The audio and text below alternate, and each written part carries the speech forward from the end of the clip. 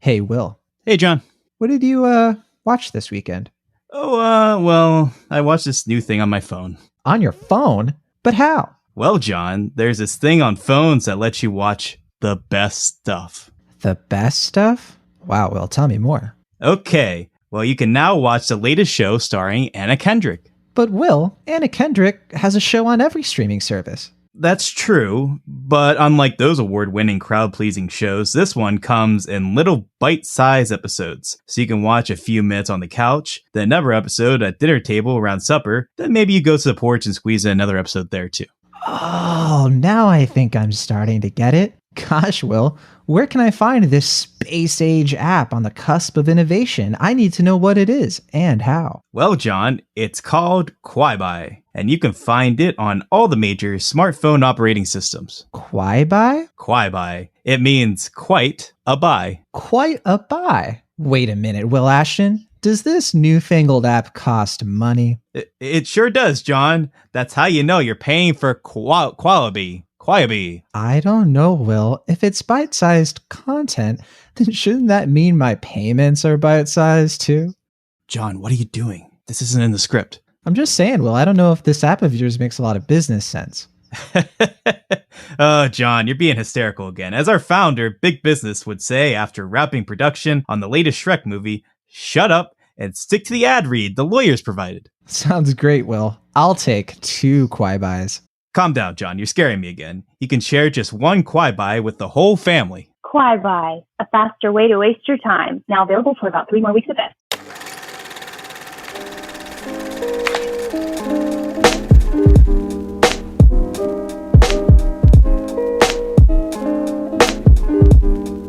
Welcome once again to Cinemaholics. I'm John Negroni. I am the box office columnist for Atom Tickets, staff writer for the young folks, and head writer of Cinemaholics.com. But enough about me. He's a pop culture writer for Cinema Blend. How interesting. And he also reviews films for Cinemaholics.com. Hey, Will Ashton. Hey, John.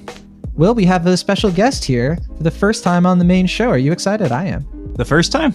Well, the first time on the main show. I guess so. Yeah, I guess that's true. Yeah, I didn't think about that. Yeah, I got to review the tape. Okay, she's all the way from Film School Rejects, and she also contributes to Cinemaholics as well. Great to have you here, Emily Kubin-Kanik.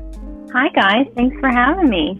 We're so glad you're here. I'm sorry I always pronounce your last name incorrectly. You can go ahead and pronounce it correctly now. And tell the listeners, what are you up to these days? Are you working on anything fun? It's Kubin-Kanik, and I am just writing for Film School Rejects. My column Origin Stories should be out this week, and it's talking about topics that are going on in the film industry right now and tracing them back into film history. Righteous. And one of these days, I will totally get your last name correctly. I'm so sorry. It's very embarrassing. But yeah, and you were on our extra milestone a couple weeks back for Rebecca and Latrue. That was a lot of fun. And speaking of which, we just have one off topics this week. Just want to let you all know we have an extra milestone out right now. And Sam Noland, our esteemed Cinemaholics extra milestone host, talked about The Grapes of Wrath, Terror of Mechagodzilla, and How to Train Your Dragon with Adonis Gonzalez, who's been on the show before. Great episode, and our first 21st century milestone, which, Will, I know you're probably pretty sad it wasn't Avatar. I don't know if sad's the right word, but it was the one that I was pitching for because I feel like that's an interesting discussion, but that's neither here nor there. I just want to keep them to extra milestones, not whatever Avatar is. But one of these days, we are going to talk about Avatar on this show, whether it be Avatar 2, which will probably come out in about a decade, or if we just get really drunk one day and decide, let's watch Avatar again. One of the other is bound to happen. I guess so. I'll keep my eye and ears out for that episode whenever it may come. One of the reasons we're keeping Off Topics lean this week, not getting into a lot besides the main reviews, and it's because we have a lot to get to, so we're going to get started right away. We have a bunch of new films on streaming that are kind of all over the place in terms of genre and what kind of movies they are. There's a little bit of something for everyone this week, and we're going to get into it right away. We're going to start with a new Netflix film called The Old Guard. Who are you? You can call me Andy. I lead a group of soldiers. Fighters, like you. with an extremely rare skill set. What do you mean? Mother? Let's just say we're very hard to kill.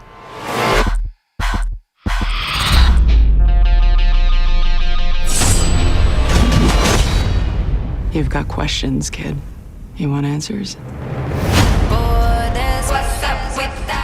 The Old Guard is a new film. It's kind of like, you don't really know it at first, but it's sort of a superhero action film. It's based on a graphic novel, which I didn't actually know going into it. The person who made the graphic novel, I believe, is the one who did the screenplay, Greg Rucka, who, again, not very familiar with, but I want to ask you two now. Did you ever hear of the Old Guard before? Like, did you have any sort of like knowledge about this property, this IP, before you watched the movie?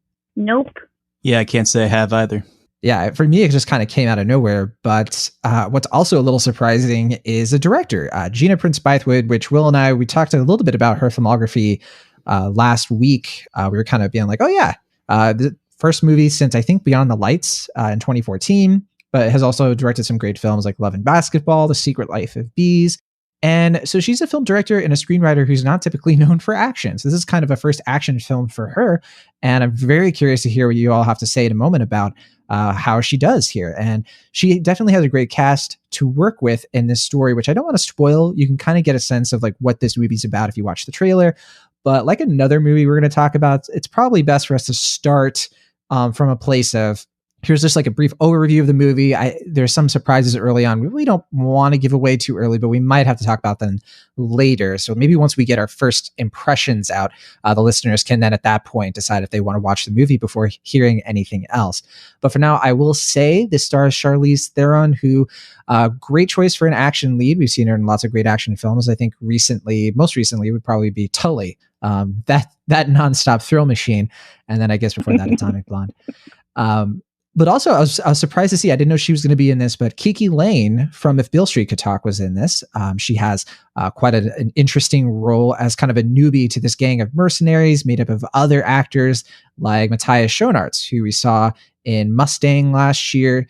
And then also a couple of actors I'm not as familiar with, Marwan Kenzari and Luca Marinelli, who I think kind of steal this movie in a lot of ways, but we'll talk about it. And Chiwetel Ejiofor kind of has a supporting role in this movie as well. One person I was not expecting was Dudley from Harry Potter, and the that one character from The Ballad of Buster Scruggs, Harry Edward Melling. That was an interesting addition, and another actor I definitely wanted. I'm very curious, Will, you have to say that his performance in this movie that is basically a group of these really talented mercenaries who are being hunted for their strange abilities by this like pharma. It's like a militarized pharma group. It's kind of an ambiguous villain organization. It's very pulpy, lots of action scenes, lots of like mythology. And it looks like this movie is like the setup for a bunch of movies. Like it feels like a franchise starter, which you kind of tell Netflix is trying to make their own sort of brand of action movie that is pretty different from other ones we've seen this year. We've already seen movies like Spencer Confidential and Extraction and, you know, those kinds of films like the Michael Bay action films that are clearly trying to appease that big theatrical blockbuster feeling that you can just get at home now. So starting with you, Emily, with The Old Guard, do you think it's successful? Do you think this is a worthwhile action film to experience at home instead of in the theater? Well, I will preface this by saying that action is not my normal genre, but I think watching it feels very likable, and I think it has a satisfying watch for me. So especially if you like this kind of stuff and you don't want to go to theaters anytime soon, I think it's a workable watch. All right. And what about you, Will Ashton? I know, I don't think action is like the genre you tend to rave about whenever we're talking about our favorite films of the year, but you like a good action movie, right? I would think so. Yeah. I mean, certainly when it's done very well. And I mean, I don't know if any of them were my favorites, but I know definitely for sure Mad Max Fury Road, like a lot of people, is one of the best movies of the past decade. And I think it's one that with rewatching, it only gets better. And so, I mean, we know that Charlize Theron is a great action star in addition to just being a great actress in general. And I think that's what informed my fairly underwhelmed feelings for this film. I think it was also just because the reviews for this are so positive and so high that I guess I was expecting something that was maybe a little bit more, like you said, like kind of pulpy and unique than it really was. But for the most part, I found it to be a fairly conventional film outside of a few different things, which, I mean, I do like that it's as inclusive as it is. Like, it definitely puts something like Avengers Endgame to shame in that regard, where they were kind of patting themselves on the back for just having like one character in a therapy scene that was like, oh yeah, my boyfriend. And they're like, wow, look at how inclusive we are. And this movie in that regard puts that to shame. But outside of that, I mean, like, the action's fine. I think there's a scene in a plane that really stands out to me, but the rest is just kind of featureless as far as the action is concerned. Like, it's not incompetent, like, it's choreographed fine, but the camera work doesn't really do anything interesting. And it's not John Wick.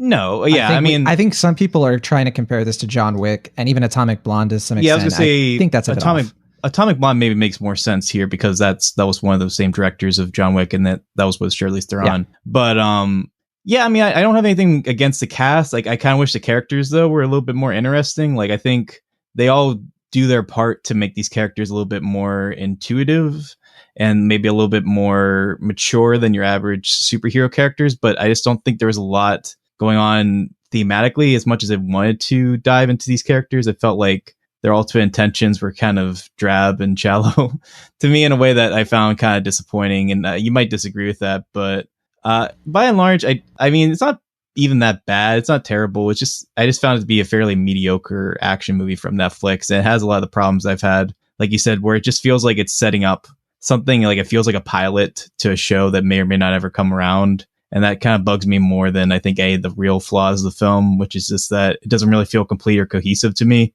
It just feels like you said, like Netflix trying to establish something that they want to have later down the road. And I'm getting kind of sick of that from the superhero genre. So yeah, it wasn't really my cup of tea. I never thought about it like that, but I totally agree that it totally does feel like a pilot. Yeah, I was even wondering, I was like, I wonder if they're setting up a series actually, because it does kind of come off like, especially because this isn't like a big budget thing. Like, you could pretty easily, like, this is about the same look as something you would probably get on maybe not network TV, but something like FX or something, or AMC. That said, yeah, Will, unfortunately, I think I agree with mostly what you're saying, especially with the cast, which is sad to say. I guess I'm just a little bit more forgiving because I think some things stand out a little bit better. The things that frustrated me were it took way too long for me to get over Charlize Theron's like Aeon Flux haircut. It's way too similar. It's like I thought it looked better here than it did Aeon Flux. It does. It definitely does. But I mean, it's just hard to separate it. So like, I was thinking about that movie way more often than I wanted to. There's some iconography here that is interesting. I think like the fact that sometimes they use like these special weapons that we don't want to give away. And I think that even though, on an intellectual level, I don't like the setup stuff. I don't like that it's putting the cart before the horse, but I do think it does it a lot better than most other movies attempting this sort of thing. It's not Mummy. It's not Artemis Fowl in that respect. It actually does like at least give you like a decent enough movie to set up stuff. And I thought the stuff that they set up in terms of certain characters, I thought was like harrowing. There's a revelation about what happens to a certain character who gets brought up a couple times that like gave me chills. Like the implications of it. Yeah. Mm-hmm. Yeah. There's like a peppering of interesting stuff like that. But yeah, definitely a few flaws to speak of. Emily, we've talked about some of the things we liked, some of the things we disliked. And I'm curious, what did you think of the mythology itself? Like, did you think it was interesting? I know some people have said like the exposition is a little heavy, but I don't know how I feel about that. Yeah, I feel like it's a little heavy. I mean, like for me, I have a hard time with action movies, listening to the exposition, just because I don't know. I feel like a lot of the best ones get that done super fast, super easy, and they're like in the moment because that is what action movies are really about. And this one definitely did take a little longer. But I think what I had more of a problem with was the music. I just felt like it overtook like any of the good scenes. Yeah. But yeah. Well, it felt like music for like a young adult, like dystopia film, right? Yeah. Like something you would hear in the trailer for like the Hunger Games or something? Even worse, I don't know. It was just like, it was bad pop music to me, but I mean, I like pop music. I would have listened to those songs, like, independently from this. I'll admit it. I'm a little basic sometimes, but yeah, it did not match. This like pretty heavy, like this is an R film. Like there's, there's R-rated language and there's a lot of like gore. There's a lot of upsetting imagery. Like I don't understand exactly how they're trying to market this. I suppose it'll work because the kids like edgy content. But yeah, Will, I mean, it sounds like you think this is mediocre, but do you have to admit it's probably going to be a big success? I think a lot of people are talking about it. A lot of people are liking it, not just critics. What do you think should change for a sequel when it inevitably comes that you think would maybe kick this up a notch? I don't know. I just feel like it just from a visual standpoint didn't really stand out to me. And Agreed. I do think, like you said, like it has so many conventional beats that doesn't, like the stuff that feels fairly progressive and interesting doesn't really get to stand out as much. Like I do agree that the moments where that does work, I'm like, okay, yeah, where's this movie? Like, where can we dive into this? But I don't know if that's because I didn't really think of this as like how to appeal to the kids, because it seems to be intentionally much more adult, like featuring like middle-aged actors and like kind of having more adult themes. So it's like, is that part of the problem? That's like kind of appealing to like younger and older audiences at the same time? I don't know, but I think so. I don't know. I don't have all the answers casting, there, but well, the casting at Kiki Lane, I think, gives that away. Yeah, I think that makes sense. Yeah, but yeah, I don't know. I just felt like fairly stock in that regard to me. Like, I don't know. I mean, I admire the film for what it does from a progressive standpoint, but those things just hinder it to the point where I don't think this movie stands out as much as it should, and I think that's for me pretty disappointing. I guess I'm definitely not as disappointed as you are, and I think a lot of that has to do with the actual abilities that these characters have and some of the interesting territory I do think that they get into with like what this movie is about besides what it's, quote, about. So I'm going to kind of give away the big hook of the movie, so if you don't want to know, but you find out pretty early on. It's not like it's a huge plot twist or anything, but yes, we find out that these characters, the old guard, they are immortals. So they've our main character, Charlize Theron, her name is Andromache of Scythia, which, by the way, when she first says her name, very badass moment, just putting it out there. And so that's why they use like these kind of older weapons. And Andromache, who just goes by Andy in particular, she's been around since it's sort of implied she's been around since like ancient Greek myth, and she's like been worshipped as a god. And basically what happens is if they can't really die, if their wounds kind of close up, but the movie throws wrinkles into this. It's not like they can't ever die. And so there are some more implications to that. And most of the movie is spent, they're being hunted because this ability could potentially be used by a pharmaceutical to help other people. And along the way, they're kind of training up this new immortal who just popped up named Niall, who's played by Kiki Lane. And so that's our exposition. You see the formula. They're going to walk her through how does this stuff work. And I think where the movie got me, and where I think some critics are finding something here that maybe you aren't quite, Will, and I don't know, Emily, it sounds like you're kind of in between, is that I think the implications of being an immortal person and like the ethics and morality of it are explored in a better way here than I think they would have been otherwise. Like just the idea of like just the idea of like being alive for so long and feeling like nothing matters. I mean, it ties into another movie we're going to talk about, which is funny, but I think that they did explore an interesting angle on that. And even though I don't think the movie is a complete package on that question, I think that's the setup that I'm interested in, to sort of see what happens next for some of these characters. And I liked the little sprinkling of mythology here. I think like we mentioned them before, but the men who like they fought each other in the Crusades only to fall in love. It's like it's such a beautiful like it's like something we've never seen before, that kind of relationship, and it does put other movies to shame that are so embarrassed of themselves whenever they like walk around characters being gay.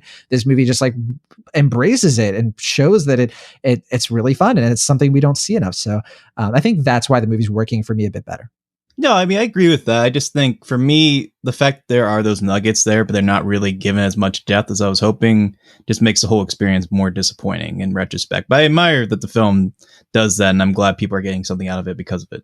I will say another thing too. I think this movie's shooting for like the Kiki Lane character kind of feeling like, what it's like when, you're in your 20s and you want to sort of prove yourself and like but she's literally like going into adulthood is even more intimidating when they're all like thousands of years old. I think that was an interesting angle. They probably should have leaned in more, but yeah, I like this one overall. I think it's like a pretty low B minus, but still a B minus. I think it's satisfying. I think the action is impressive, and I think that it shows that Gina Prince Bythewood should do more action movies. I think she could really like build up a great repertoire of this sort of thing.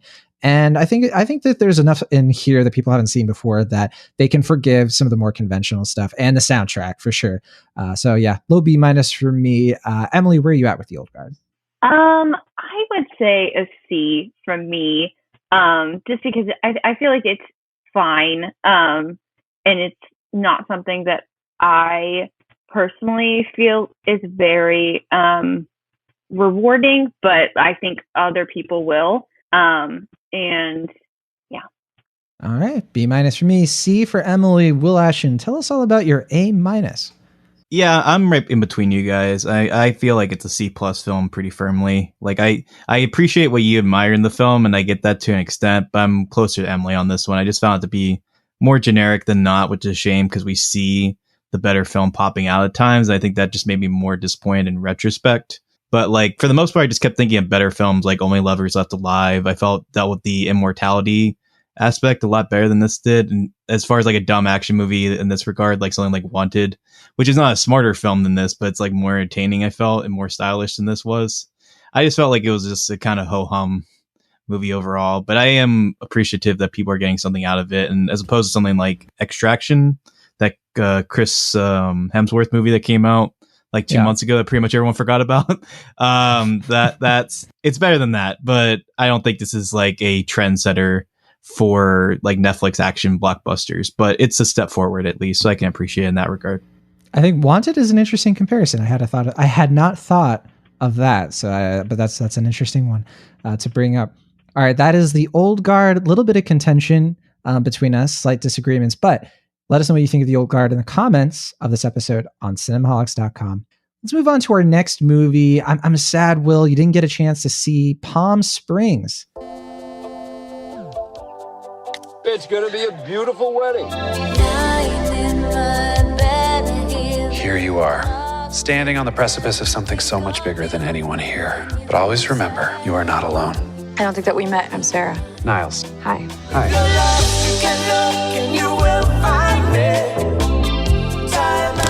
Nice.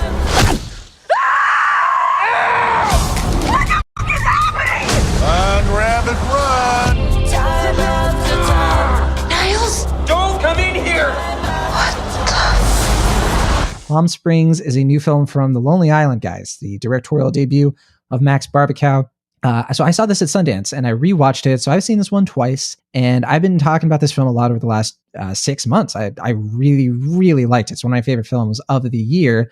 Fortunately, Emily, you saw it, so we get a fresh perspective on this movie. Now, I want to preface this with saying, just like in the Sundance review, I don't think you should watch the trailer. If you don't know anything about this movie yet and you're interested, I say just watch it. It's on Hulu right now.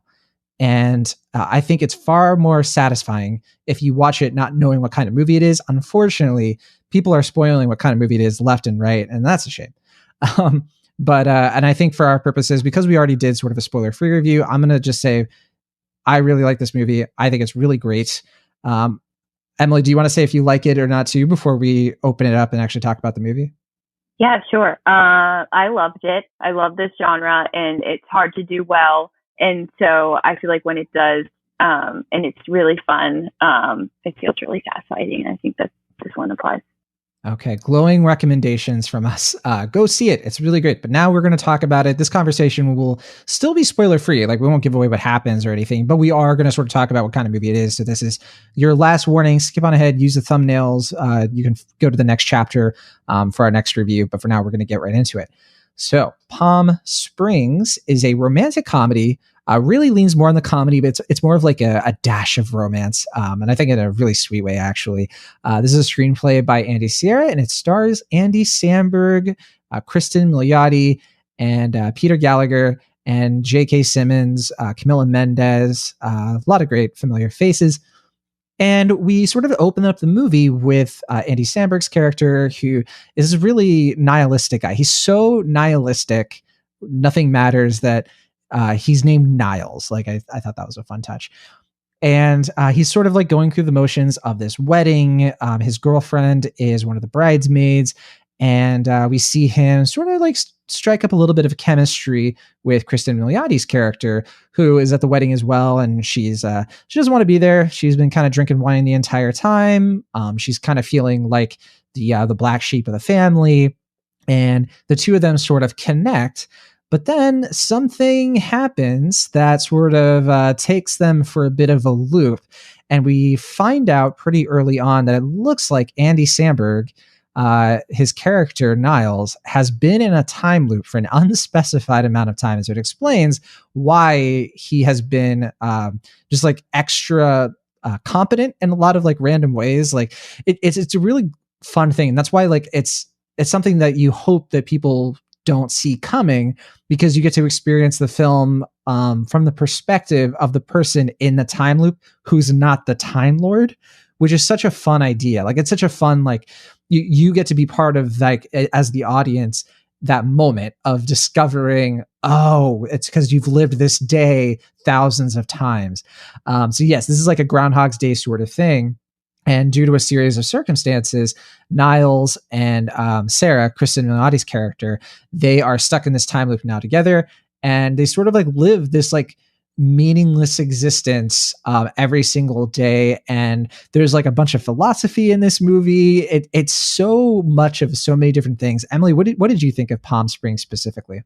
I loved it. I mean, I think Andy Samberg is adorable and funny, and so like I think he fits this role really well. And I don't know, like I just enjoyed watching them get to know each other while trying to like test the limits of this time loop thing together.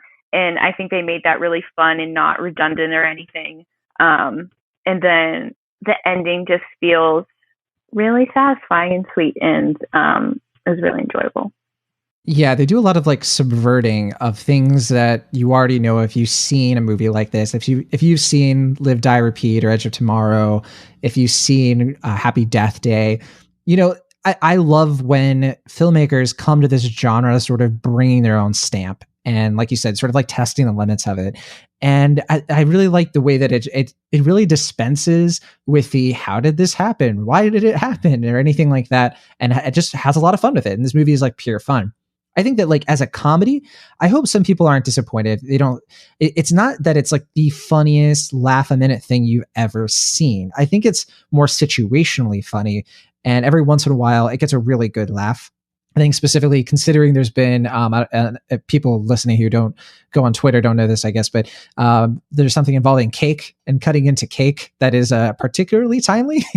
And I honestly, as I was rewatching this, I had forgotten about that scene, but it's probably my favorite part. It had me laughing the hardest. There's just so many great laughs in here, and the characters are sweet. And I think Kristen Milioti is yet another actor we've seen who just seems to have chemistry with everyone. It's just like effortless with her and Andy Samberg here. They're really well-written characters, well-realized characters.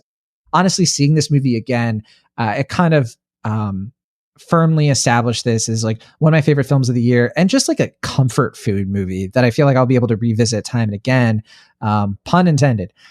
Just because I just think it's just so warm and sweet, but also really funny and edgy, and edgy in the sense that it is an R-rated film. So this is not a wholesome family movie for sure. Yeah, as a single person in the pandemic right now, I felt like the idea that these people can find each other even within a time loop, like something does change. And like, I felt that was super optimistic and sweet.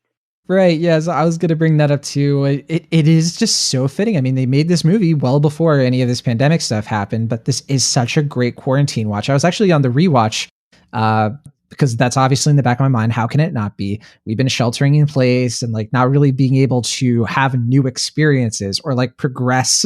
You know what I mean? In the same way, these characters are kind of stuck in time. And it's so funny to me that I think this could end up being like the best movie about this current time that we will get anytime soon. and it was made before. But I think that it so perfectly captures like the feeling and like the nothing matters and the this is so frustrating, I hate this, but also I just sort of have to go with it and do what I can and drink all day, like that kind of thing. It captures that so well without dwelling on the pain of that.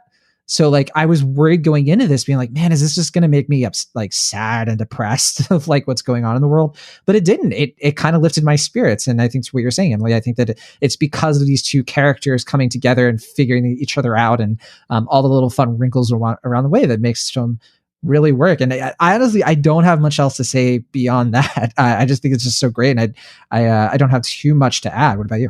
Yeah, me either. When you said that it's best to come into this without any knowledge, I was lucky enough to watch it before a lot of people were talking about it on Twitter. All I knew was that it was good and funny and interesting in the rom-com genre, and I think that's all you really need to know to like want to watch this movie if you like movies like this. Yeah, I hope you get a chance to see it soon, Will. Especially because I think the Hawaiian shirt thing is going to click with you personally. We'll see. But yeah, we'll for sure have to ask you what you think of the movie whenever you get a chance to see it. The one thing that I guess you guys didn't touch on that I was curious about was how's my man Connor O'Malley?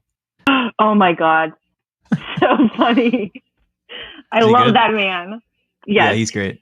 So I'm looking forward to a lot of things. Yeah, I'm looking forward to a lot of things, but especially his performance. So I'll check it out some point soon. And I'll let you guys know what I think. I have to admit, I kind of forgot he was in this. He wasn't the thing that stuck out to me the most. But yeah, on rewatch, there's like a couple of lines he gets. Like Emily, I think there's a scene where he's like, "I don't feel safe here." Like I was really starting to lose it. That was pretty good. But yeah, that's Palm Springs. I'm a very high A- on this. This is a definite go check it out. I think a lot of people listening are gonna have a good time with it. I can't say enough nice things. What about you, Emily? Yeah, I think it's just a plain A for me, not A- or A+, but I just think it's like really, really good. All right. Let's just say it. It's just an A for both of us at this point. Palm Springs, definitely check it out. It's on Hulu. You can stream it. And if you listened anyway, despite our warnings, I think you'll still like it. I mean, it's a fun surprise to have. It's a nice to have, a privilege, a treat, if you will. But I think it's still very enjoyable, even if you know what's coming. I certainly did. So that is Palm Springs. And I'm very curious how this would have done. It was bought for, I think, $22 million. And it was supposed to come out in theaters. And yeah, while I was rewatching it, I was like, man, I wonder if this would have been huge. Like, I wonder if a lot of people would have seen it, or if it would have been another like Booksmart where critics really like it, but audiences just like don't care. So I guess we'll never know. Well, based on past Sundance films, I would say it's more likely than not that it wouldn't do that hot. Well, I guess the difference though is that it's Andy Samberg, and I think that because it was Brooklyn Nine-Nine and SNL, I think you have an easier way to like lure people in compared to Booksmart, which the leads were still kind of unknown. I mean, I say this liking Andy Samberg, but most of his movies, I think all of them pretty much, with the exception of Hotel Transylvania, have not done well in theaters. So he's not a box office draw. I think it's different. I mean, I think that that's a little unfair at this point, just because I think Brooklyn Nine-Nine has really like made him a household name. Like, I know a lot of people who love that show, and I think I have a feeling it would have been slightly different compared to something like That's My Boy, or there's movies he had small roles in that were very successful, like I Love You Man, which hey, J.K. Simmons and him were father and son in that, which is kind of funny to think about. I think it just would have been another pop star as far as the box office is concerned. That's my guess. Unfortunately, we don't know. I'm curious if he will make another movie this good that will be in theaters at some point, and then we'll maybe we'll be able to address this again and see who was right. I don't know, but that's Palm Springs, a definite recommend from me and Emily, and we'll see what we'll have to say sometime soon. Okay, we're gonna talk about Greyhound. Now, I'm the only one who saw Greyhound, correct? Yes. Yeah, I have not seen it. Okay, so Greyhound is a new film on Apple TV Plus.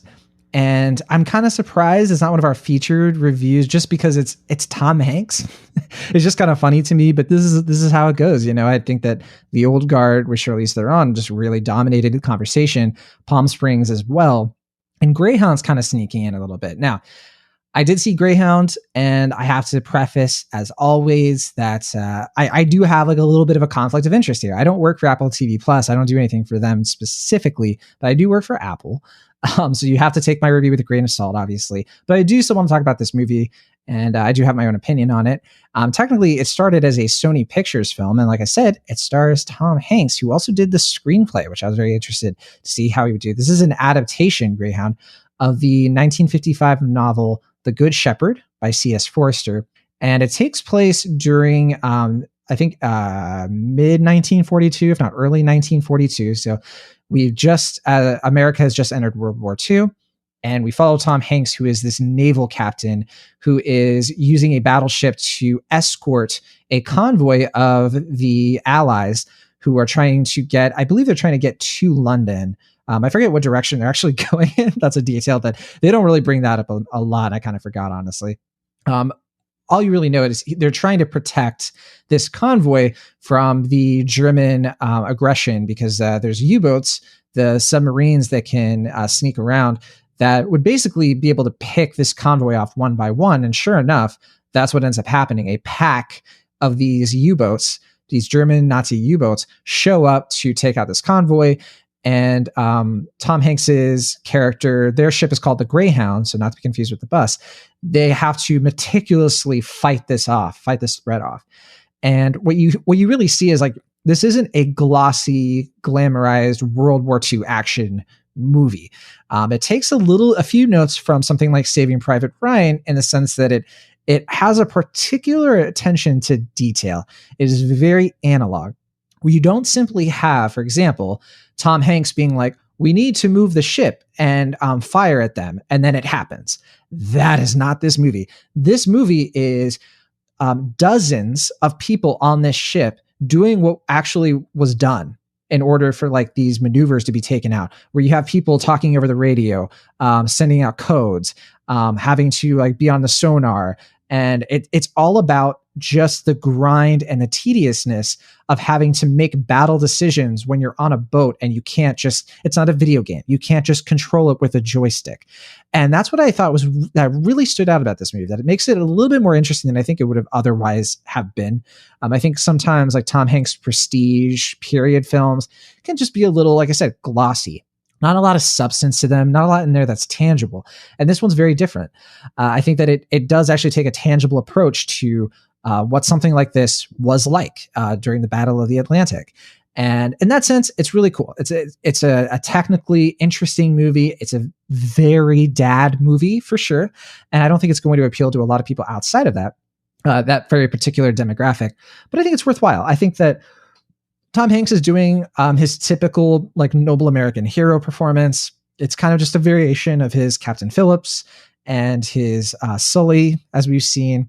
I think what's a little unique about this one is that he's not playing somebody who's been doing this for a long time. This is his first command. It's still pretty early in the war, which is a little confusing because of his age, but apparently that's accurate to the book. And he doesn't have everything figured out. He has like his opinion on what to do. He's trained for this, but we see the weight of these decisions, and that there are moral dilemmas he has to go through. Of, do I chase down this U-boat, which is going to try to sink this other ship, or do I go to this other ship and save the people who are about to drown? And what complicates that further is that he is built up early on as a man of faith. He has like biblical verses everywhere. He doesn't allow any profanity on the ship. He quotes scripture to people. Like, he's someone who's very seriously of faith. And we see that faith get rattled. We see him sort of like disintegrate spiritually and physically. And I think what's interesting about the movie is it shows like that is the toll of war, that it breaks you down. I don't think the film has any like revelations to it beyond just showing something interesting in a character study.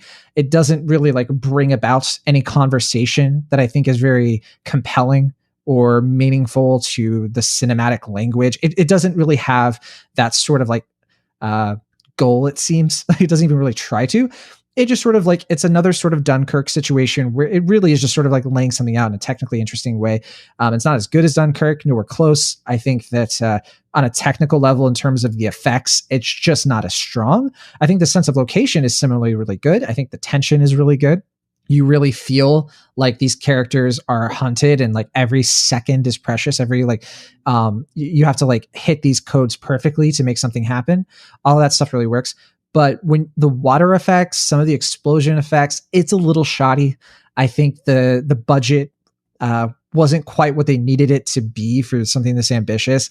I think that they clearly wanted this to be a big film. Sony wanted this in theaters for sure. This would have been an interesting IMAX film. Maybe the effects could have been polished out better there. It's a $50 million budget, so that's possible. But yeah, it's just not that impressive in those ways. It's not impressive in a lot of ways, to be totally honest, in terms of its story and some of its writing, and it's a little rough around the edges. But I think what it gets right is very interesting enough, and I think, like I said, for dads and for curious moviegoers, it's a decent time. Again, this is another very low B minus. I think I like almost right the same how I feel about The Old Guard, where yeah, it can be kind of mediocre in some ways, but there's sprinkles of things we haven't seen before that make it worth seeking out, especially if you're interested in World War II films. This is a film about that time period from an angle we don't typically get a lot of. And that was another thing that I kind of appreciated. I think like just the meticulous, tedious nature of commanding a boat. That's what this movie really is. And I think in that sense, it's interesting we have a movie like this, very old fashioned, but at the same time, it's old fashioned about something a little bit more, I don't want to say refreshing, because I mean, the pun is too strong considering the water, but yeah, not explosive by any means cinematically, but it definitely is smooth sailing if you're into this sort of movie. So Greyhound, low B minus from me.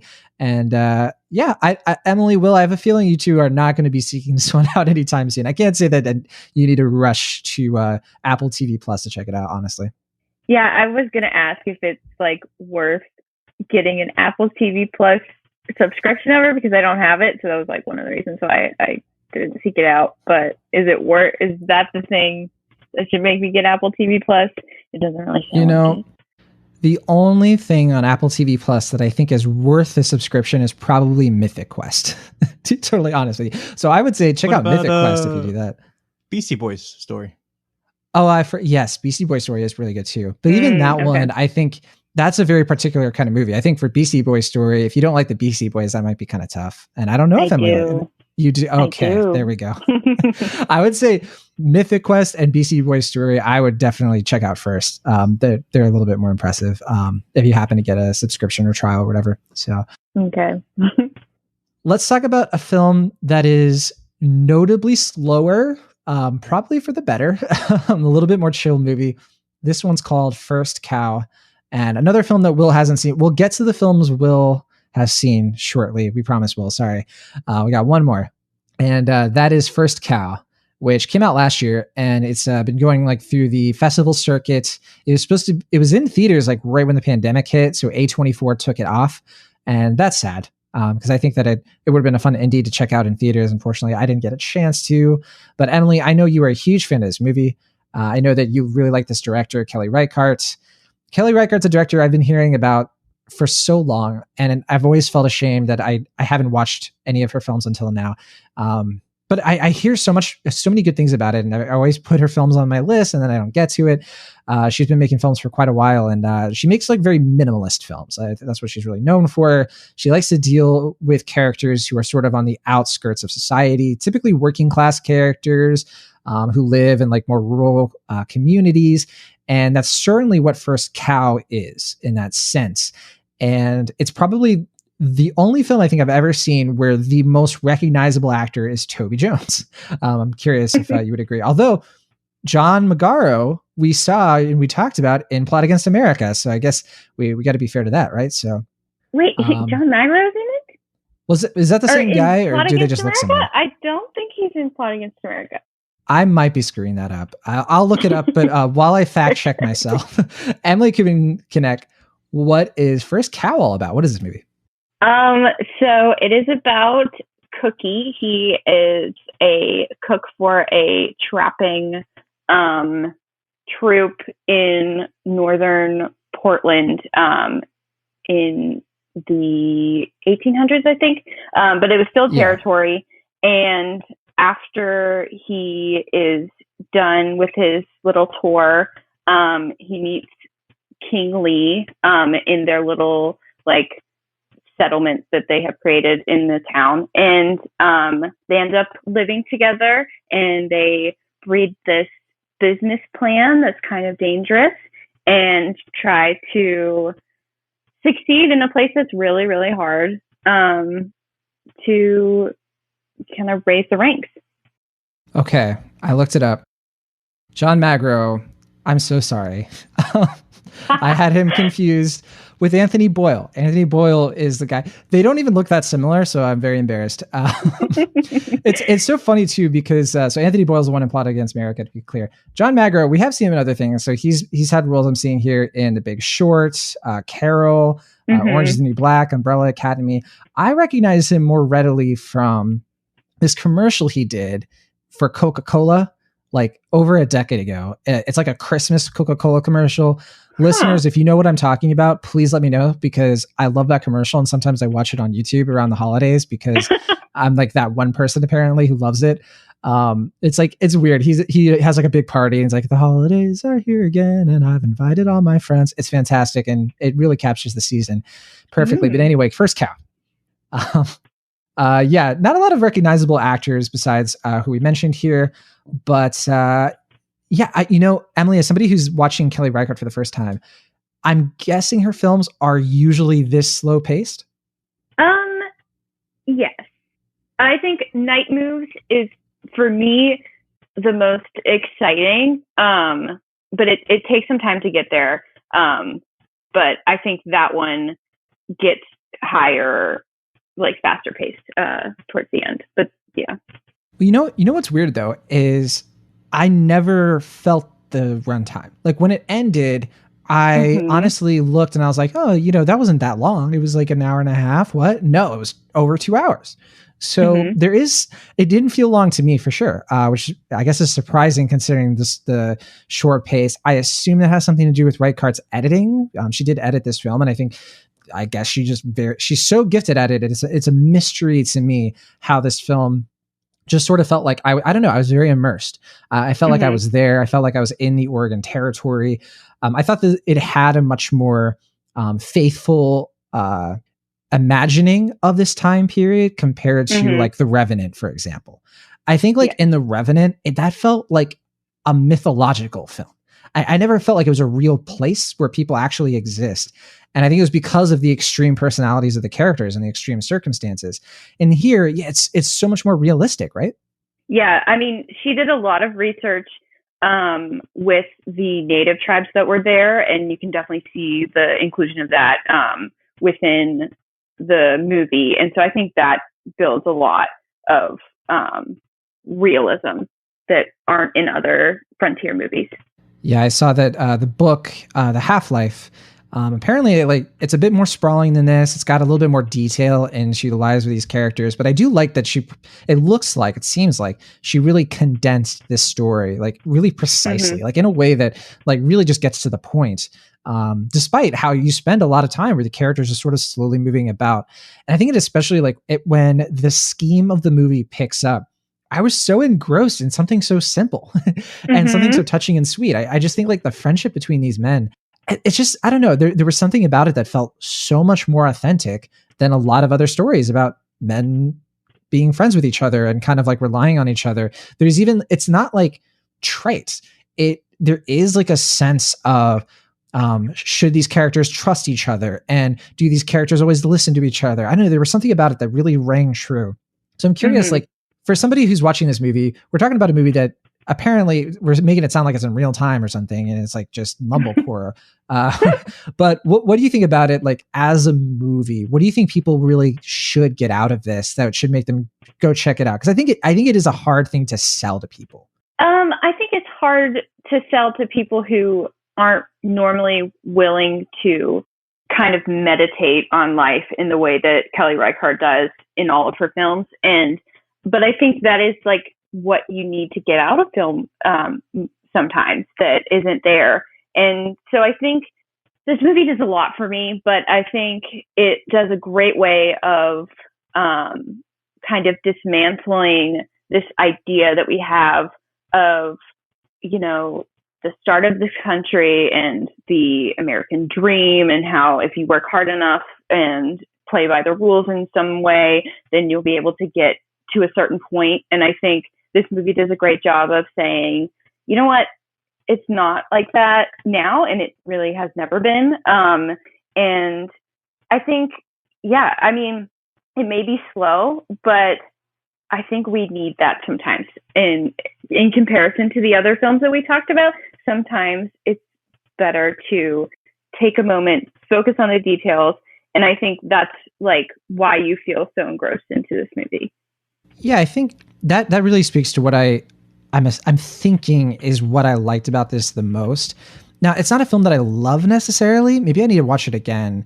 But I think I appreciate it more than anything. And what I appreciate is that it proves you don't need every movie to be the old guard. Like, you don't need every movie to be full of spectacle and full of action and the same sort of plot beats we always get. Like, it doesn't need to be a movie where one character has a secret and then this character finds out the secret and their friendship is, it just, I don't know. It's like she finds different angles on human experiences. And that's what fascinates me about it. Cause I'm like, I can't believe I watched a movie like this and it clicked with me and it made me feel something, and I'll give an example. It's like there's a scene early on in the film and it's just Kelly Reichardt trying to get across to you who Cookie is. Who is this guy? And without any words, she does it in like 4 seconds. And it's him seeing a little salamander on the ground and it's on its back. And then he turns it over. And that doesn't sound thrilling, I guess, but like watching it's so much more informative. And I don't know, it's so hard to explain. And I think that's what's fascinating me about, I got to go watch a movie from her again, another one right now. Go ahead. I'll take over the show. Go ahead. Okay. Well, Emily, you got the reins. No, I was really taken by this. And I think that it's, I'm still struggling to understand it in a lot of ways, but yeah, I mean, and I'm curious, what did you think of, cause I agree with you in terms of like, it shows us, hey, here's what people of color were up to. They existed. They were here. I think sometimes movies, like people are like, well, you can't you can't force people of color to be in that's not historically accurate. And I was like, all right, professor history lesson. Like, no, like they were around, like they existed. It's just that all of our stories tend to center around the same types of people. And this movie kind of, I think, elegantly does that in different ways. So I'm curious, like, what did you think of like the King Lou? I almost forgot his name. What did you think of his role in this story, and what worked for him with you? I loved him. He is very different from Cookie in that, like, he knows he wants to survive in America and is willing to do whatever it takes in order to do that. And he's more on like the dangerous side, but I think he's interesting, and the things that he talks about in his perspective are really enlightening into the story. And it kind of addresses that misconception that we have of like Native Americans were only the non-white people in America at this time, like immediately. And I thought that was really smart too. Yes, especially in the West Coast, right? Because Chinese immigrants were responsible for building a lot of what was made here, including the railroads, but also, as we see here, like businesses. And it's especially like the week after we talked about Hamilton, this kind of immigrant story is kind of fascinating to look at. I couldn't help but like I said before, when it came to this friendship, I saw myself so much in this guy, like just the way that he has this like ambitious spirit and is like, you never know if he's just being optimistic or being delusional. And I clicked with that way too much. And I just sort of like, I don't know, like I feel like I've built up friendships and I've like wanted to like work with other people and like make things with them, like, I don't know, podcasts or something. But Will doesn't know I'm talking about him right now. But like legitimately, like I'll just say, like with Cookie, like that gentle spirit of just like somebody who is so patient and like nothing like Will Ashton. But I think Sorry, Will. Will, are you planning on checking this one out, or how interested are you in First Cow? Oh, I'm definitely interested. I've only actually seen 3 Kelly Reichardt movies before this. I've seen Night Moves, Wendy and Lucy, and Meek's Cutoff, and I love Wendy and Lucy, and I really like Night Moves. I like Meek's Cutoff as well, not as much as the other two, but enough that I can really appreciate her style and her vision. And I've also been I wanted to check out Old Joy at the start of this quarantine because I got to meet Will Oldham earlier this year, but I haven't had a chance to see that one. But all the movies I've seen from her, I really, really enjoy, and I'm looking forward to this one as well. Mm-hmm. Yeah. So Emily, what's the Kelly Reichardt's catch up list here? I know like people have talked about Certain Women, her most recent film. But what do you think is like a good order of the films? I know you have. I don't think you said you've seen all of them, but what are the ones that really stuck out to you? I have. I mean, I love them all, but I think that's a really hard question for me because I think First Cow, Wendy and Lucy, and Certain Women are like my top 3, and I wouldn't really be able to like order them any further than that. But I think First Cow, honestly, is a pretty good introduction to who she is. And so if you haven't seen any of her other films, I think this is a fine way of getting into them. And, you know, and then if you liked this one, Meek's Cutoff is her other like frontier movie. But I think Certain Women has this feel of like looking at people in rural areas trying to survive and live their life. But all of her movies definitely do look at people who are working class, and so any of them have that feel to them as well. All right, let's get into our grades then. When I first saw this, I felt like I was a little bit more of a B. I liked it, but it is one of those films, like the more I've thought about it, the more I've really felt like, there's something special here. So I'm kind of a low B+. I really liked it. Not my favorite film of the year, but it's definitely up there. But Emily, this sounds like one of your favorite films of the year. I feel like you, every time I see you on Twitter, you're just like, there's cows everywhere. Yes, it's like a pasture. Yes. I love this movie. It's an A+ for me. I've seen it. I saw it at New York Film Festival last year. And I think it definitely breathes well with thinking about it afterwards. And then if you have the inclination to watch it again, I think it's much more rewarding the second time or the third and the fourth in my experience. But yeah, A+ for me. Wow. A+ from Emily. Oh, wow. I don't know if we've had an A+ yet this year. So that's great to hear. I don't remember if Portrait got any A+. Might have. It better have. That's basically an A average. So there you go. Yeah, critics are really liking this film as well. It's really working for a lot of people, and I definitely see why. And I hope you enjoy it as well, Will, when you get a chance to see it. It is available right now through A24 on video on demand. And I think right now you can only buy it, but I think by July 21st, I want to say you should be able to rent it. But I say just go ahead and buy it. I mean, it's like $15. I don't know if it's a blind buy for everyone. Maybe watch the trailer if you're not sure. I don't know. People know how to make financial decisions. I'm not good at it. So that's First Cow. All right. So we have 2 reviews left. Now, Emily, Will and I have seen these last 2. You haven't. So we're going to go ahead and let you go so you can work on the latest Pulitzer Prize winning Film School Rejects article. But thank you for coming on Cinemaholics. We hope we're going to get you on the main show again soon, I hope. Yeah, thanks for having me and letting me talk about First Cow on another media platform. Yes, you're doing like the press tour for them, it seems, and rightfully so. Yeah. All right, see you, Emily. See you, Emily. Thanks, guys. All right, so let's get into a film that Will has seen. I have not. Sorry, Will. There was a lot of reviews in a row. You've been very patient, but it's time to get it off your chest. The latest Werner Herzog film, which I've definitely been very curious about, and I'm very excited to hear what you have to say. This film is called Family Romance LLC. It's a dramatic film from Werner Herzog. It's I think it premiered worldwide at last year's Cannes Film Festival, and might have played at a few other places as well. This is a Japanese language film, and I think you can find it on Mubi, the streaming service that lets you access, I think it's like 30 different films, and like there's one taken out and one added every day, I want to say. I think so. I'm not as particularly well versed in what Mubi is. this is the only movie I've seen on Mubi, but yeah, I believe that's correct.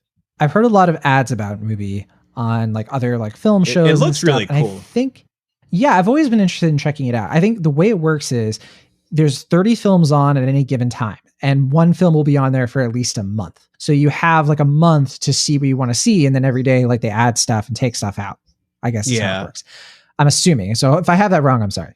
Yeah, I mean, I can't speak for that, but I do know at one point we were going to check out Emma for the show, and that was on Mubi, and we were like, oh, this seems really cool. We should check it out. And then we're like, it's not on Mubi anymore. So it's like, well, we missed our window on that, at least for when it was free. It may still be on there now. Yeah. I don't know. But I think that's the one where it's Emma with one M, right?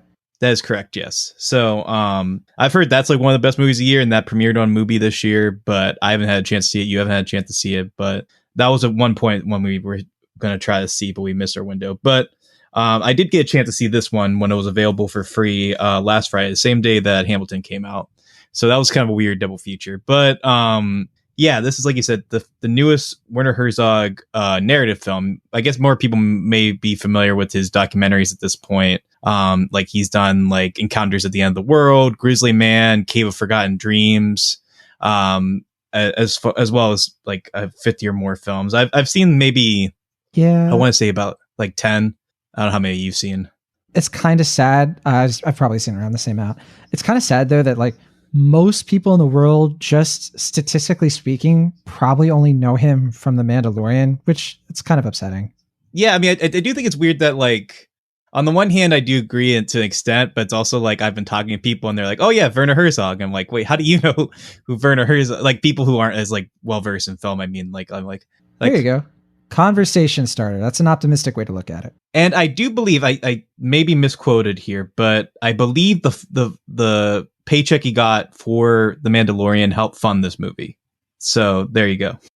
There's a silver lining to everything. I mean, I shouldn't say it like that. I do really like The Mandalorian, so I haven't seen it. I've heard it's good, but I have not watched it. But anyway, what Family Romance LLC is, it's so I'm not as familiar with this, but there's a company in Japan where you can hire basically like actors or like professional like thespians to basically pretend to be who you want them to be in personal relationships. So like if you need someone to be like your absentee father, or like pretend to be you at work, or like want to be like a friend that you haven't connected with in a while and you kind of want to like, you know, have like a test run or something, they hire people from this agency to basically pretend to be that individual person for a set period of time. And that's a really, I think, interesting concept for a movie, especially nowadays where we are seeing so much like this blending of like what is real and what is fake, and like how are interpersonal relationships defined in a digital age where things are kind of like blurred and like connections are close, but they're distant at the same time.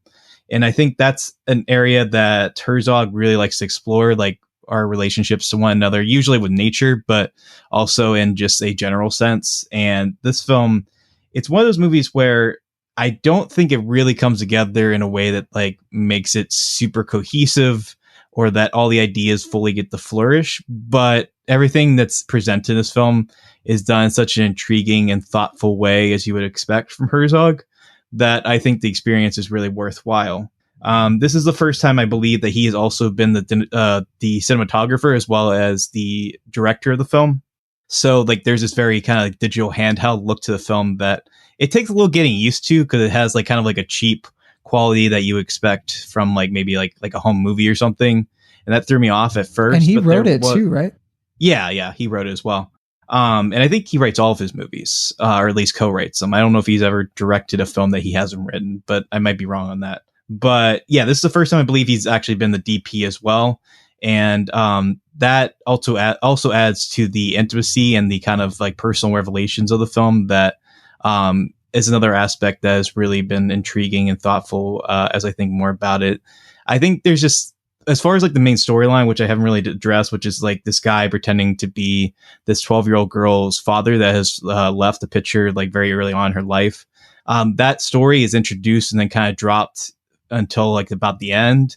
And that makes like a big thematic moment towards the end of the film not really hit as hard as I think it ultimately would have in a better film. But in the middle of the film, there's so many ideas I presented through this agency and like through this concept that I think only Herzog could really do in this way. And I think that makes it a more intriguing film than maybe like a more traditional filmmaker would have made it. So it's kind of like that give and pull with what you can get from Herzog. I still think his documentaries tend to be better than his feature films, with the exception of like the earlier ones, which I haven't seen, like either the Wrath of God or Fitzcarraldo. But I would yeah. call out Burden of Dreams is probably that's true. Yeah. That to me is probably one of his more interesting documentaries. I think that's the early 1980s. Yeah, I was gonna say, if we're gonna talk about documentaries, there's a bunch of them. I mean, like Low Deer Needs a Fly is one I really like a lot. I talked about Grizzly Man, which I actually just saw for the first time a few weeks ago, and really enjoyed that. And that's probably his most famous film, as far as his documentaries are concerned. But yeah, I mean, this one, I think it's done in a documentary style, but it's all fiction, and I think that's probably the best of both worlds for like its presentation, where it has that documentary like cinema verite feel, but it is a narrative film at heart, and it's exploring things in a thematic way. And I don't think it's like a best film from him. Like, I don't think it's like a like top tier, like one of his top 10 films, but it's one that, especially if you're a Herzog fan or if you're not as familiar with his work, I think it's a good one to seek out. And if you have Mubi, or if you're thinking about getting Mubi, I would definitely recommend it, because it's one that I've been thinking about and really intrigued by since I've seen it. And that's not something I can say for a lot of films that I've seen this year. So I'm going to give this a pretty low B, just because, like I said, I don't think it fully comes together in a way that I think makes it a fully cohesive film. But there's so much in here that I've valued and appreciated from Herzog and his style that I would really be intrigued to see what you have to say about it, because I think you'd like it as well as our listeners. So yeah, that's a pretty light but warm B for me. Yeah, it's interesting because just thinking back on definitely his documentaries, I think I've seen more of in the last, like the more recent ones. I don't think I've seen any of his fictional films since maybe Invincible, which that was like almost 20 years ago. So yeah, I think for me, the Grizzly Man for sure, and Cave of Forgotten Dreams, a few others. I think I didn't see Into the Inferno, but that's like probably the most recent one. Not his most recent documentary, obviously, but the most recent one that was on my radar. The other few I think that have come out, I've just missed. Lo and Behold was one I was really intrigued by, but I didn't get a chance to see that one. But I know that was like a really I think it was around the same time, wasn't it? Yeah. Mm-hmm. Yeah, that one had such an interesting premise too, right? Because that was about like AI and the internet. Yeah, technology. So that'd be a good companion piece for this one, I'm sure. Yeah. Interesting. Yeah. So, because I know that like a lot of his movies have recurring themes and kind of different ideas that are explored in similar ways, or vice versa, similar ideas explored in different ways. But I think it's every film I've seen from him, even the ones I'm not crazy about, I've been like, okay, well, at least that was intriguing. Like there was something there that's a little different. I think the narrative film that's probably gotten the most notice or intrigue most recently is probably Bad Lieutenant, Port Called New Orleans, which is probably like the most and least Herzog movie that's come out in the past like 10 or so years. Like I think it might be a little bit more accessible than some of his other ones, but I don't think that's necessarily like his best film or one of his best films, but that one's a lot of fun. I didn't see that one. Yeah, that's Nicolas Cage, right? Yeah, for sure. Yeah. I don't think I was intrigued by the premise of that one, if I recall, but yeah. But yeah, I mean, if people only know Herzog from Mandalorian, I would definitely pursue his filmography. If not this film, then certainly his other ones, because, I think he makes a lot of interesting and intriguing films. So, well, for sure, I would say, if you're gonna watch Bad Lieutenant, you probably watch the Abel Ferrara one. Well, I think you can watch both, but yeah, I mean, I think there's some misconception where it's like they're basically. That one's more of like a reboot, remake kind of thing. Like it's treated as a sequel, but it's not connected to any of the things in Abel's film. So I looked at it as sort of like almost like a spiritual ripoff. It seems. I haven't seen the movie, so I'm not saying that disparagingly. Sure. I'm not trying to judge it. Just that's what it looks like to me. I mean, I haven't seen the original Bad Lieutenant, so I can't really speak to that one. But I mean, I imagine. Yeah, I heard it's good. I heard there's a lot of pee in it, though. But that's the only thing I've really heard about the film as far as besides Harvey Keitel's performance, but I'm sure there's more to it than that. But definitely. I imagine it's a really interesting film to watch nowadays. I don't know if with the conversation being what it is right now, if that film is better or worse to watch now, but it'd be intriguing for sure. But I mean, Herzog, I'm a big fan of his stuff. I wish I've seen more of his films, but this is one that I definitely really appreciated, and I'm glad I got a chance to see it through a movie. That is Family Romance LLC. Yeah, I don't have Mubi, but I've always been intrigued by it, and it's looking like now that they're making their own stuff, or at least it's being marketed a little bit more. Apparently, I am definitely a lot closer to checking that one out. It's just I have so many streaming services as it is, but I definitely want to look into it. I will say, I mean, at the very least, for you and our listeners, I think just keep an eye out on their stuff because, like I said, like they release stuff like this on for free for a short window of time, and so I've been definitely trying to keep an eye on, like, at the very least, like even though I haven't signed up for it, like I'm keeping an eye, like, okay, what are they teasing out, or what are they giving? And I think like stuff like this and Emma. I wish I had gotten a chance to see Emma, but I mean, definitely, I mean, if you don't have it, keep an eye out for what they have because I think everything they produce or put on their site is pretty, intriguing from an artistic standpoint. So definitely one to seek out. Well, let's do our last review. We both have seen this movie, so we're saving one film that we've both seen, the only other one besides the Old Guard, I guess, for last, and we're going to get into it now. So, yeah. And this is, I believe, it's not the first film from Carl Hunter. He's done a bunch of other things, but I think it's like, I don't know. It seems to be very different from his previous work. This is a guy better known for like short films, honestly. He's also a musician. But this is a new comedy drama that came out a couple of years ago. I think at one of the British film festivals. I think it was BFI. And it started to play at some festivals last year. Yeah, man. BFI London Film Festival. Yeah. No, you're saying the film itself. Yeah, funny. Yeah, hilarious. Yeah, for sure. Yeah. I wasn't saying it was a gut busting joke, but I mean, yeah, it's a very, very British film. No, good delivery. Yeah, no, I when I watched this, I was like, man, I don't think I've seen a film this British since maybe Submarine or something.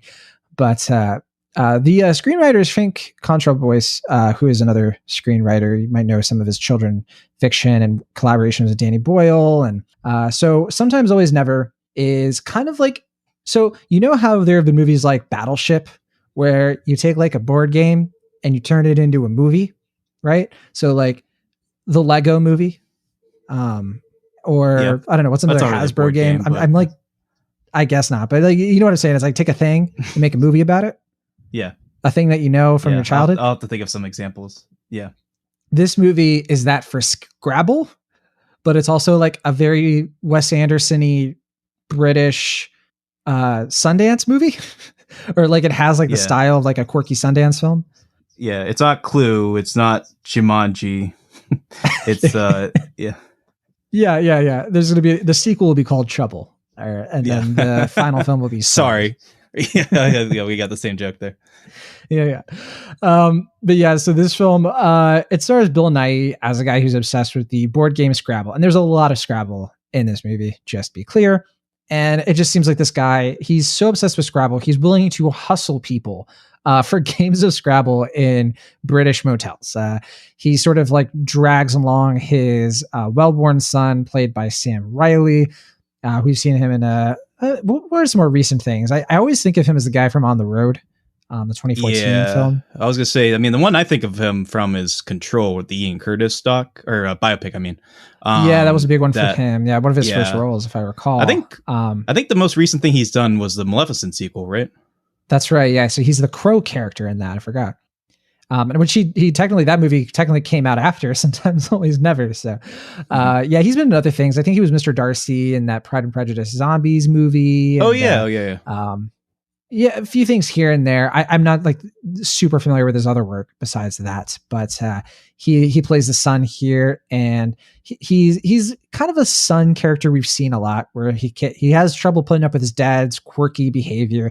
And it's kind of about their relationship. It's also about just this very strange fantasy world in Britain, where there's a lot of green screen. When you're driving in a car, it's kind of like you're in the set of Game Night, where like it's like Mr. Rogers' Neighborhood, I guess, is another comparison you can make, where all of a sudden it's like a cartoon almost. And I'm still struggling to understand what the point of this movie is, but I do know that I really liked it. Not in an enthusiastic way, but in a way where I was like, you know what, that scratched a niche for me. I think it's probably because I just really like Scrabble. But what did you think of Sometimes Always Never? I feel like I'm not doing a great job of describing the plot. I'm not sure how to, honestly. Well, yeah, I mean, I don't know what to give away here, because like the thing about sometimes always never is that like I went into this thinking like it was going to be Hope Gap 2, like this kind of more like pedestrian kind of like downbeat drama piece. And like you said, the kind of more fantastical, like darkly comedic elements came into this. Like, I guess the obvious comparison would be like something like Wes Anderson. But Richard Ayoade, I think, may be a little bit more fitting since it's a British sensibility. Yeah, like that started to infuse the story and the narrative and the style of the film. And I was like, oh, okay. Not what I expected. But yeah, so it's basically there's a dysfunctional father and son relationship, like you said, with Bill Nighy and Sam Riley, and they have had this troubled relationship since their Sam's Riley's character's brother and then Bill Nighy's other son left the picture for reasons that aren't really specified until later on, if they are specified. And this has fractured their relationship. There's also the mother is no longer in the picture, and so like they haven't really been able to connect on a emotional or personal level since then.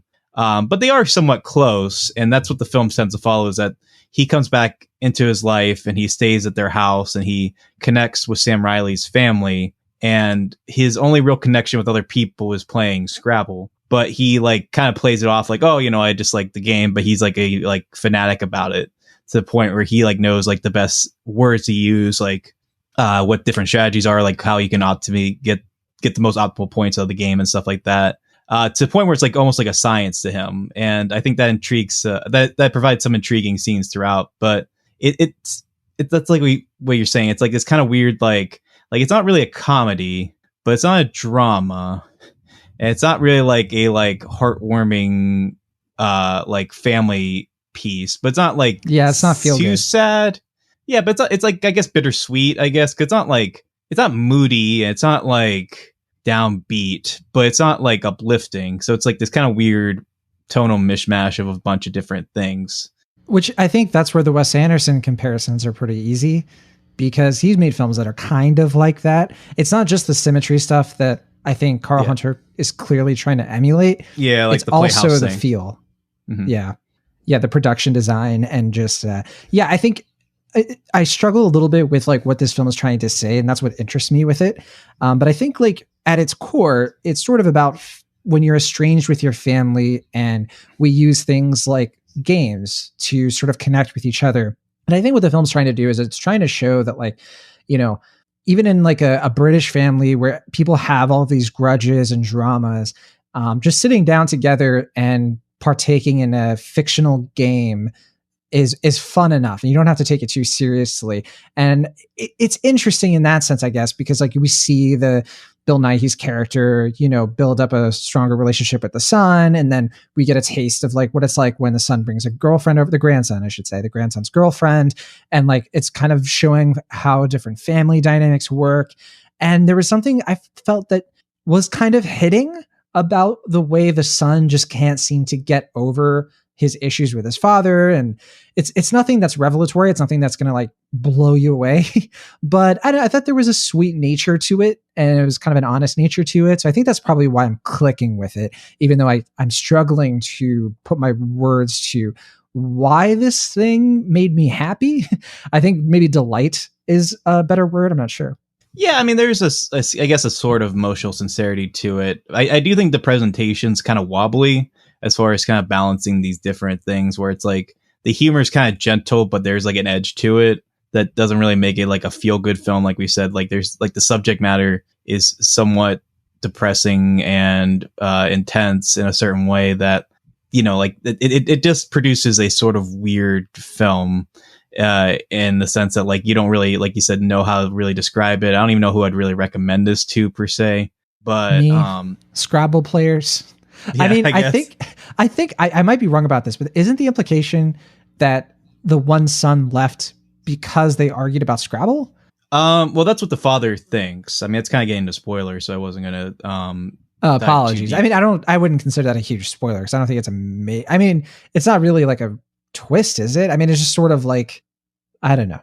I mean, I think it's fairly heavily implied that it's just like he latches on to the idea that like Scrabble was connected to the like disconnect or like the leaving process. But that was just like the circumstance. Like just so happened that they were playing Scrabble, and then this very traumatic thing happened.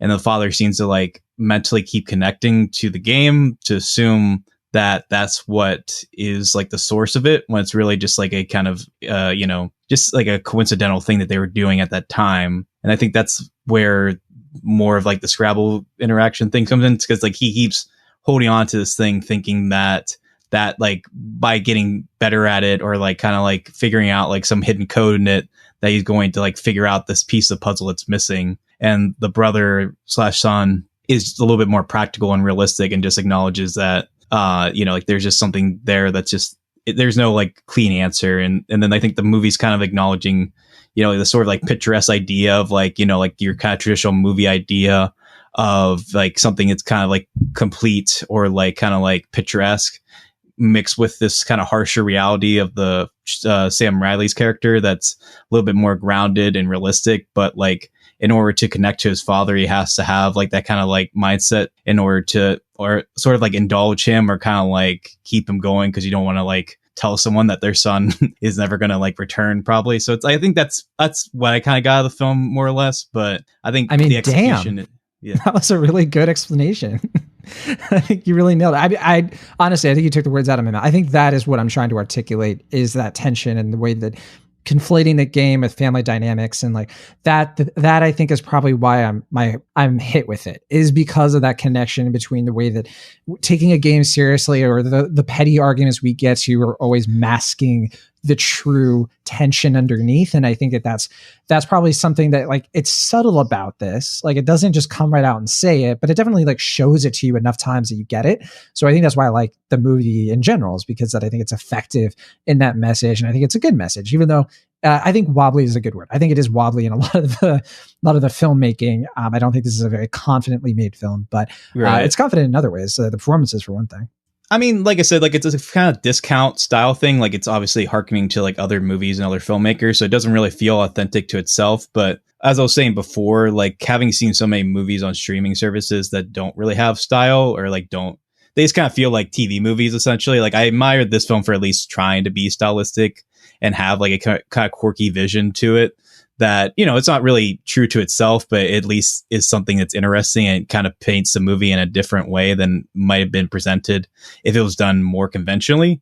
So I think in that sense, that's what I liked about the film, is that it was, even though it was inconsistent and uneven in that sense, it did try to do something that was interesting and unique with the story that we might have already seen before in different ways. So in the end, I don't think I'm quite as strong as you are on it, but I appreciate what it's doing. And I mean, any movie that gives Bill Nighy a chance to just do his thing is always worthwhile. Yeah, we don't get to see him enough. I'm a very solid B on this. I think that I would love for this to be better, or to not be a slave into other films. That was the feeling I got in too many instances. That's why it doesn't really get above the B for me. But yeah, other than that, I don't have a lot of complaints with this. I think that it's just a very effective movie for what it is. And I think it's easy to recommend to somebody who just sort of likes these sort of like low beat family dramas with a little bit of quirkiness to them. This is another kind of Sundance sort of feeling movie, even though I don't think it was ever at Sundance as far as I know. Right. But I think, it's just nice to see something so idiosyncratic that it's really its own thing. And it's kind of like join the ranks of these like really small indie films about games. I guess Puzzle's another one. It's not that assuming. Like Puzzle, it's just sort of like, it has a point about the way that we live our lives, and how games sort of like can teach us how to break out of certain patterns, and stuff like that is interesting to me. So I'm a B on Sometimes, Always, Never. It may not be as incredible to me as Never, Rarely, Sometimes, Always, but that's probably because it's just missing a couple words. I'm a kind of low B- on it. Like, I'm sort of similar to where I was with Hope Gap, in that I don't think it fully meets what it's trying to do. But I think with this film, like I said, there's just enough here that intrigued me and kind of took me by surprise, that I was willing to, kind of think about it a little bit more and take it on its own level. Even though I did find some stuff towards the beginning kind of annoying and irksome, and it's, kind of quirky, sort of emulating sort of way.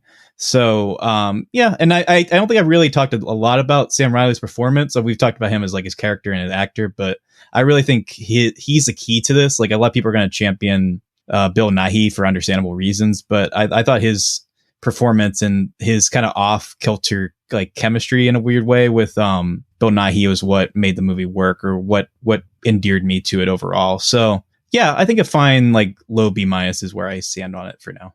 All right. Well, I agree with that assessment of Sam Riley, but I do disagree overall with your grade. That's fine. That's how it goes. Okay. We're pretty close. Yeah, we are close. We shouldn't make it sound different. So I'm a B on the film. You were a B-. I'm definitely recommending this, but definitely not to everybody. I don't think this is a film for everyone. But I think if you're into that sort of thing, you will probably find it enjoyable enough. All right. That'll do it for this week's episode of Cinemaholics. Next week, we have two main options we're considering. We're going to have to record the episode a little earlier than we usually would, and there aren't that many releases of note. So we're looking at possibly doing a drunk episode where we would talk about a couple of silly movies like Money Plane and Selfie Dad. Again, Money Plane, Selfie Dad. I don't know about this, but please let us know in the comments if you're interested in that sort of thing. We also want to at some point talk about Relic. We just haven't had a chance to see it yet, but that is on our list. I know we've had multiple chances. No, just the idea of doing an episode about Selfie Dad and then Money Plane and be like, oh yeah, and well, let's talk about Relic, this very serious horror movie. Yeah, there's also one that it's been on my radar for a while. If we're just going to talk about like kind of weird bad movies, not that Relic fits that category, but there's one called Assassin 33 AD that's been on my radar for a bit. If we're going to do a drunk episode, that might be fun to dive into, but that might be a little too much or a little too similar to Selfie Dad as far as like being a fairly religious movie. But you would know, not me. I don't know. I mean, I'll put it up to the listeners. I mean, if any of those movies are like, tell me what John and Will have to say about this, let us know, because I'm down to see any of these. They all seem fun in their own ways. Yeah, well, I'm curious if people want to hear us do a drunk review again. It's been a while. Yeah, and all that means, it's not that we're watching the movie drunk. We're talking about the movie drunk. Okay? Oh yeah, we'll watch it sober. yeah. I mean, we'll try to. No promises. Sure. All right. We'll see you all next week from the Internet California. I'm John Agurni. And for the Internet Pennsylvania, I'm Will Ashton. See you next time.